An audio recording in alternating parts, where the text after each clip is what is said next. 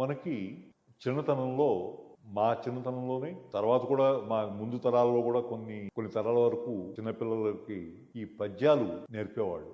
ఇప్పుడు మనకి English medium schools వచ్చేసరికల్లా మన తెలుగు పద్యాలు ఆల్మోస్ట్ కనుమరుగైపోయింది. ఇప్పుడు పిల్లలకి ఈ కాలం జనరేషన్ పిల్లల్ని 5 ఏళ్ల పిల్లాడిని ఏదైనా పద్యం చెప్పమంటే Johnny Johnny yes papa, eating sugar no papa, telling lies ఆహాహా. అందులో ఏం నీతి ఉంది? ఆడుతున్నావా, ఆడద్దా, ఆడాలా వద్దా ఏం చెప్పట్లా మనం. లేదంటే ringa ringa roses, pocket full of posies, ఇవి రైమ్స్, పిల్లలు నేర్చుకునే రైమ్స్. మనకి పిల్లలకి పద్యాలు ఒక నీతి, ఒక సంస్కారం, ఒక నడవడిక, అలవాట్లు, మంచి చెడు ఇవి నేర్పే పద్యాలు మనం వదిలేసి బ్రిటిష్ వాడు మనకి నేర్పిన అక్కర్లేని సంస్కృతిని అవే మనకి ఇంపార్టెంట్ అని చెప్పి మనం నేర్చుకోండి. ఇంగ్లీష్ ఇంపార్టెంటే కాదని నేను అన్ను. ఇంగ్లీష్ నేర్చుకోవాలి, కానీ మన తెలుగు పద్యాన్ని, మన సంస్కృతిని, మన సంస్కారాన్ని నేర్పే పద్యాన్ని మర్చిపోవడం చాలా తప్పు కదా. నేనేమంటానంటే ముందు పెద్దలు మీరు నేర్చుకోండి, మీ పిల్లలకు నేర్పండి, పిల్లలతో పాడించండి, చదివించండి. అది పద్యం అన్నది దానివల్ల అందులో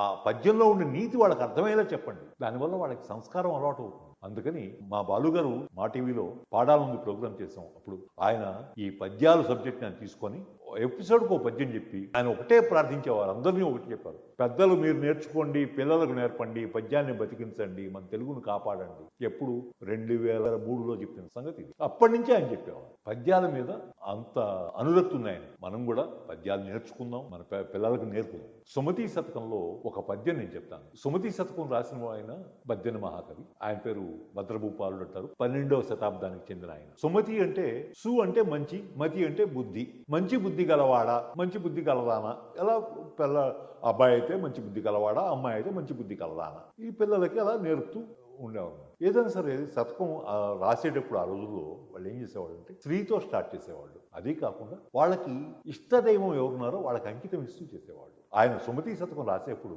ఈ పద్యంతో స్టార్ట్ చేశాడు. శ్రీరాముని దయచేతను నారూడిగ సకల జనులు నౌరాయనగా, ధారాళమైన నీతులు నోరూరగ చెవులు గుట్ట నుడివెద సుమతి.